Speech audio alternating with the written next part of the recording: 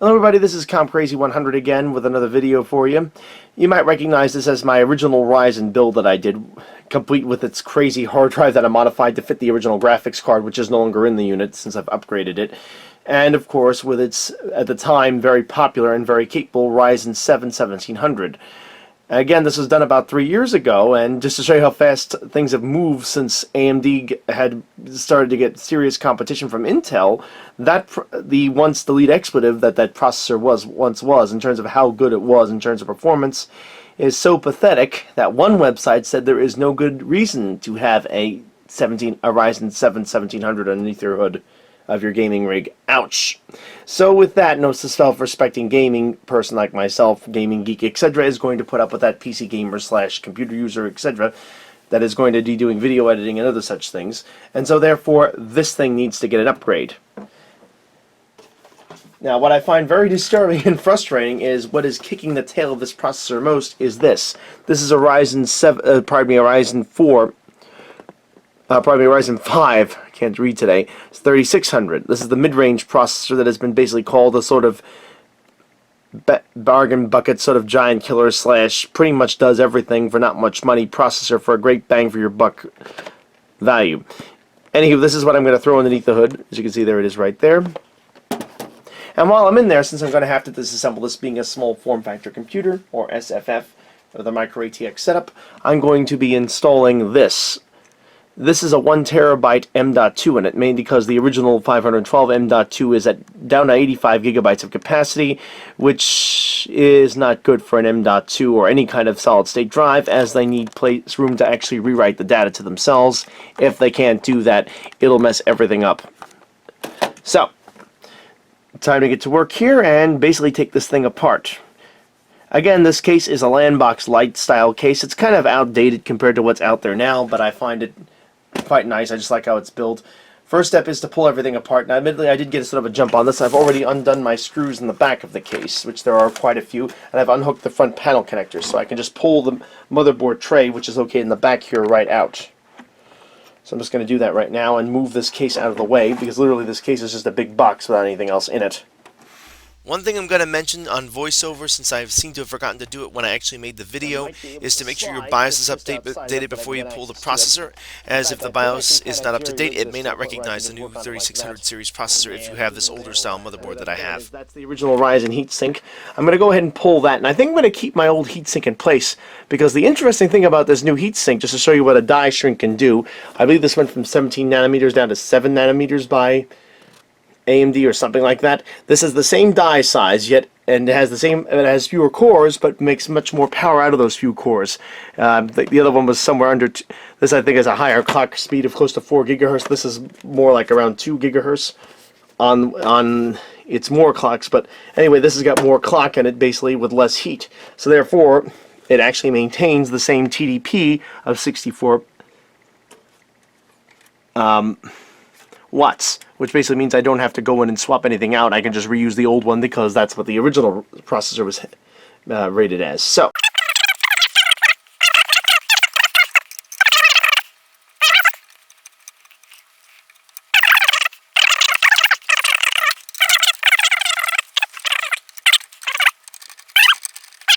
right off. Should. Hopefully I won't have to install the back plate for this, but it looks like it held in place. And there it is, one heatsink. And as you can see, that's got the heatsink paste on the bottom here. I'm going to need to replace that. I do have some. I'm going to go ahead and grab some of that. It's something I just realized I didn't have. So let's just put this on the top and just let it hang like that. And I can actually literally get away with that. Let me pull this one header here so I don't break any wires. Luckily there's enough cable that the other can stretch to it. Okay, and now underneath here, if we take a look, I'm going to move my camera to a better position here. That is my Ryzen 7 1700. I'm going to go ahead and just pull that out and put it into storage. Who knows, maybe I'll find a use for it, maybe I'll sell it. Haven't decided just yet. But the first step is cleaning off that heatsink, making sure it's all good to go. Okay, got a little bit more of this stuff here. Let's go and give it a nice clean. Want to have it shine. cleaner this is, the better the contact with the heatsink will be, with the processor will be, and the better the system will perform when I'm done with it.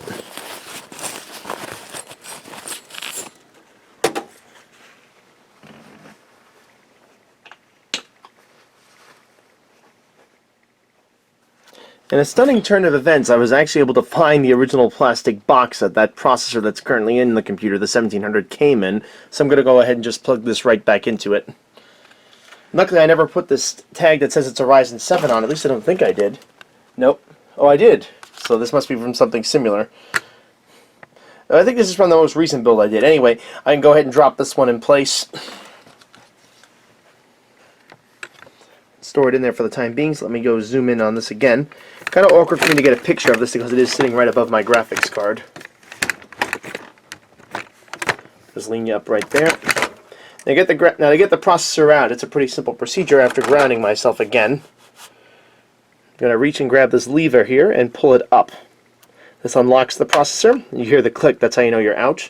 Next, I'm going to open my 100% indestructible CPU holder thingy that AMD has provided. And I'm going to place my not so indestructible, shall we say, processor.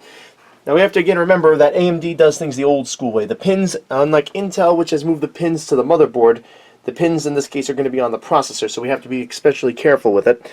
This makes the motherboards more durable, but it also means the CPUs are a little bit more sensitive. So anyway, I just took it out, moved it carefully. I'm going to place it now carefully in this little storage caddy thingy. Like so. Just like so, right there. Still got this stuff on top, but it'll just have to do for the time being. Gonna seal it up, and there it is. It's all safely stored. Now, the fun part. We're gonna put the new processor in. Again, this is a Ryzen 5, not a 7, 3600. Looks awfully like the other one, except it has a Ryzen 7 badge on it. Tempted to pull my old Ryzen 7 badge off this, but part of me just won't let me do it. So again, the trick to installing these is again to line up this corner, is after you ground yourself, just like I did there, to line up the corner, which is a little star on it, which is right over here, with the star that corresponds on the heatsink on the CPU itself.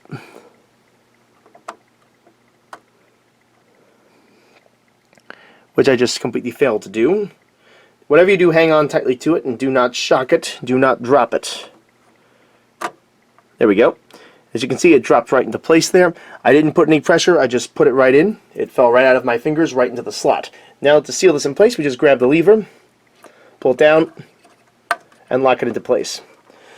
Now because I took the heatsink compound off the original heatsink, because obviously it's bad by now, we're going to put some new stuff in. I found this tube of Arctic Silver compound. I'm going to go ahead and use it. Now the way I do this is I just put a little thin line in the middle of the CPU itself and just drag it across real thin. You don't need much. If you're going to spread around, another tip I have is do not, whatever you do, use your finger. Using a human finger or a human body part will cause the sort of natural sort of fluids our bodies excrete to hang on and grasp things to be mixed in with the compound. This will in fact inhibit the compound from working. Acts as a barrier. So in short, you don't want to do that. Always, if you're going to spread around, use a credit card. Use the spreading whatchamahoozes that they come with sometimes. But whatever you do, do not do that. Do not use your finger. So now I got to make sure this is oriented so that this power connection can reach my fan header. An easy way of doing this is to plug the header in first, but I don't want to mess up my compound. That's what I normally would do. I'm also going to have to clean the dust out of this. It looks like there's some more dust in here than I thought. I was going to say initially this thing looked like it held out pretty well on that. Hemming and hawing, yeah, I'll just go in like that. Hope this is not, oh, I have to go in like this. Yeah, I see. So I have to actually go that way because of the way these holes line up. There's only one orientation that this will let you go into. I guess that's an AMD safety feature on it. I carefully align that. Next, grab my screwdriver. I'm going to now secure the screws in a spiral pattern.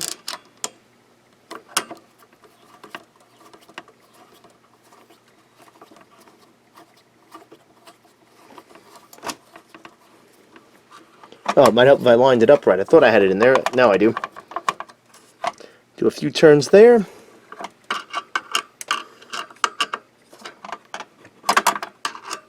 There's the other one. Few turns there. The other thing you have to be careful with is there is a backing plate that holds this in place.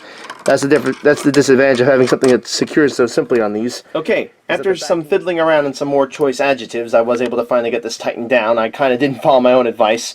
You have to do a circular pattern. I thought I had all these mounts in place, but a few of them hadn't gone down.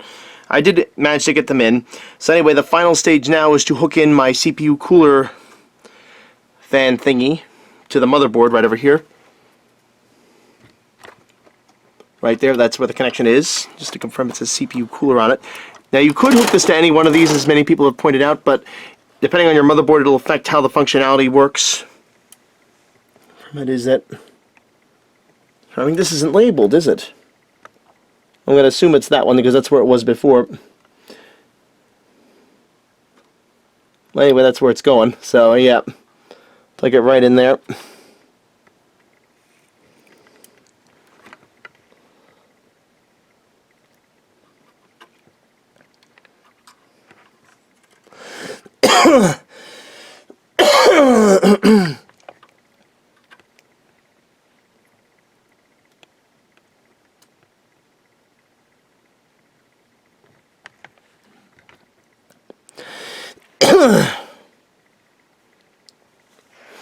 I thought this one said CPU fan on it, but apparently it doesn't say anything about it. That's interesting. Well, anyway, I'm going to assume it's that because that's where it was originally. Anyway, so that's all plugged in. Excuse me, it seems like everyone around my house has got coughs these days. The next and final step is going to be to deal with this M.2 drive, which works fine. I just need to put another one in it because I don't have enough capacity. I'm going to decide I'm going to keep the one that's in there and just add this 1 terabyte in addition to that one. Pardon me again. Sorry, folks. This is an M.2 from, not an NVMe, but just an M.2 from Western Digital. I'm going to install this as a secondary drive. I'm going to keep the NVMe in place as my main boot drive to keep this thing fast. I'm going to go ahead now and see about installing that.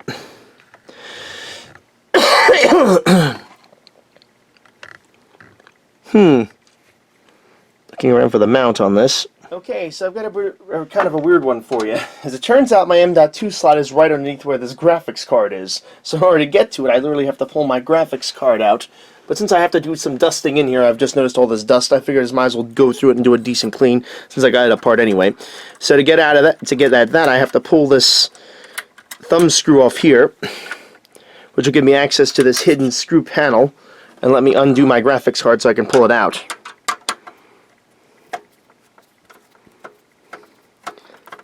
So, a little bit more work than I was expecting. Hopefully this will go pretty well.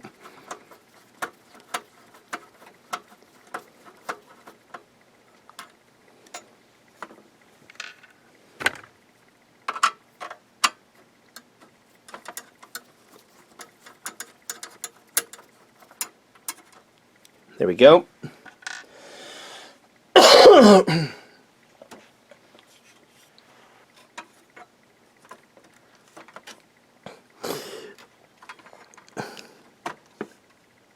Okay, so I need to pull this header off of the USB 3.0 ports to get at this.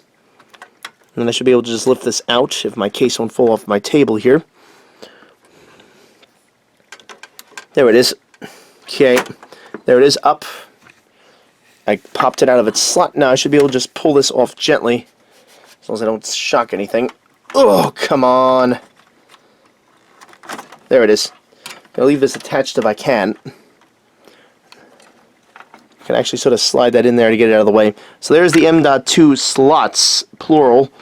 I'm not sure if there's one underneath it. A bunch of Hausafress. I think that's only a one slot job. Well, let me check to see. I don't really want to take this one out if that's the case and then replace it with nothing. Replace it with the other, because then I have to reinstall Windows and that's a real big pain. And also it's going to give me a slower drive for boot up. Let me grab a small screwdriver here.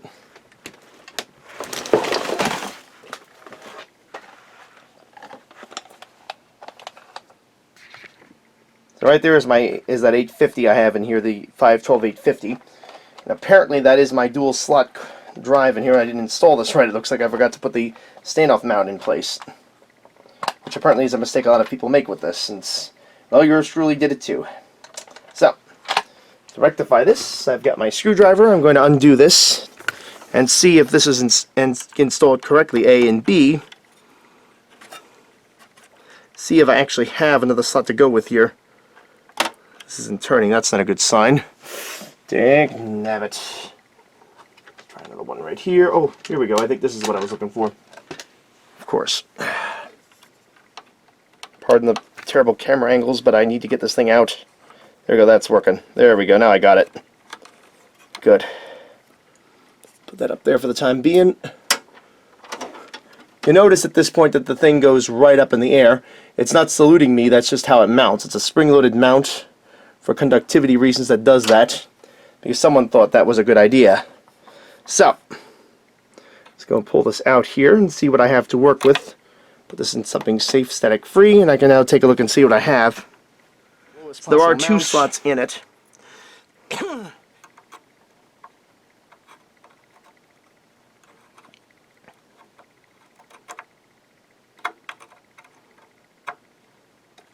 Gonna go for label up mounting.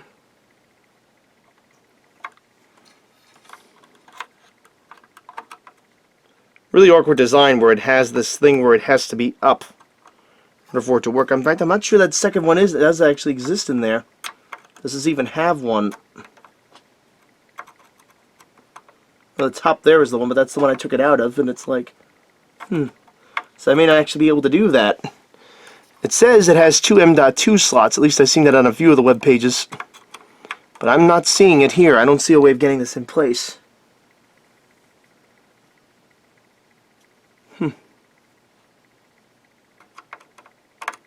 See, that one goes in. That's not a problem. And then it folds down. That's fine. But although here, where there should be another one, there isn't. Oh, that is a bummer. I don't have my manual for this motherboard because it's many of the things I wouldn't hang on to because we need the manual for a motherboard you've already installed. But it appears that they've knocked this one. This is been keyed to not be there, so I can't actually install this in there. That's okay, really a tragic development. Again, as I mentioned before, this actually does not have a second M.2 slot, despite what all the literature for this board says, unless it's buried someplace else. All I can think of is it's underneath the motherboard. I don't think so. Could that be? Thinking about it. Well, looking underneath the gap between my board and the plate, which luckily you do have on this unit, I don't see anything that would mount that in place.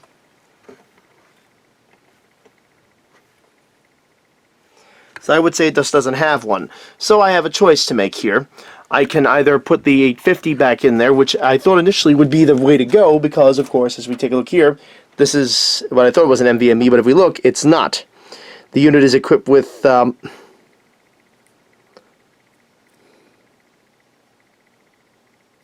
it's actually an M.2, because if you see here, it has the two slots on the front. So this is an M.2, not an NVMe. And it doesn't even look like it's an 850 Evo. So I'm thinking I'm not going to bother with this. I'm thinking I'm just going to throw the Blue Tech in here, give myself a full terabyte of capacity, and just work with that.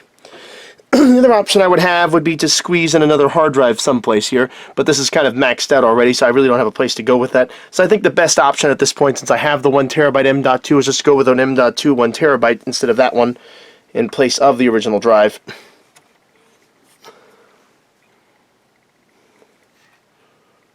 Oh, it was back there. Ugh. So I'm gonna put the M.2, rather I'm gonna put the 1 terabyte in here. I'm gonna lose my M.2, which kind of pisses me off, to be honest. I'd really like to get more capacity out of this thing, but that really sucks. The other option I have is if I can look through my stash and see if I have an M.2, or rather a SATA type SSD. I could mount that someplace. Be compact, but the nice thing about the SATA is they can go anywhere. The solid state drives, I should say, they can go anywhere, although I've pretty much used everywhere up. I've already put a second hard drive in this rig. Oh, I hate that. So I'll be back in a second here once I've torn through my stash and see if I can figure something out here. Okay, after thinking about this a little bit further, I realized that's kind of a futile effort or academic effort because I'm actually out of SATA ports on this motherboard. I've already added an additional hard drive to everything else I've put in, so really it doesn't make any sense for me to do anything else in terms of adding another solid state drive because there'd be no place to plug it in back here, a SATA solid state drive at least. So I'm going to put the M.2 1TB in here instead. I have a 2TB sitting around, but I think this will do fine for right now. I'll worry about that later on.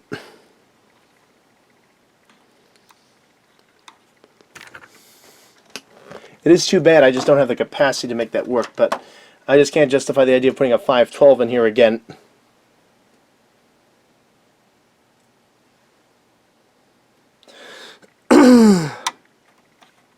Alrighty, I did have a little excitement there. I'm not going to go into too much description as to what happened. It'll just have to say that I had some excitement there.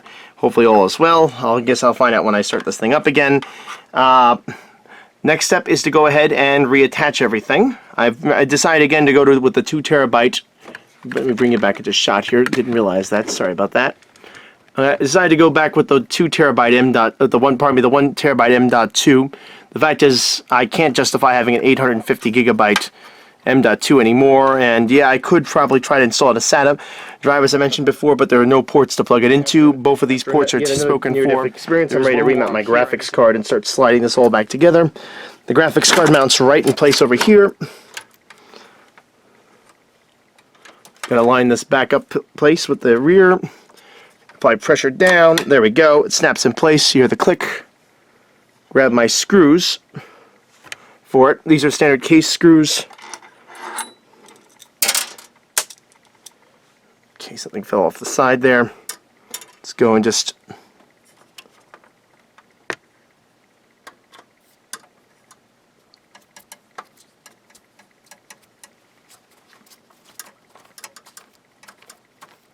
screw these in, because I'm not going to get to it later on if I don't do it now. Then I just have to put that panel on the top here again and grab a thumb screw to hold that down. One more in here. There it goes. 2 screws. Ooh!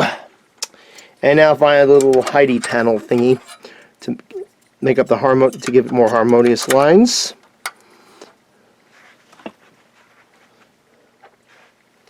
Nice matching thumb screw to hold it down. Turn it in.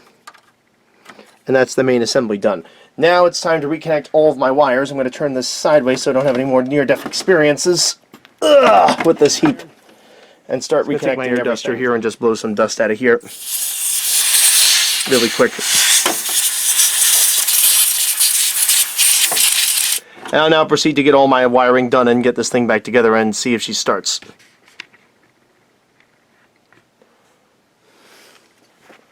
So let's see where the CPU connection goes back in. But before I do that, I gotta get my front panel hookups in. Let's go to the front panel here. I was smart to disconnect this before. I most certainly would have ripped it out. So, all these have to go in. Here's the speaker connection. I want that in case I get an error.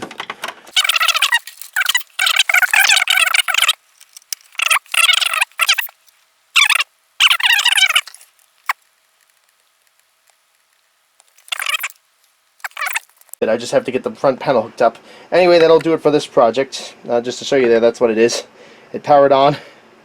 So we are good to go. So I guess now I'll take this apart one last time and see about getting this lovely system to run correctly. And I guess I'll put some LEDs on here also.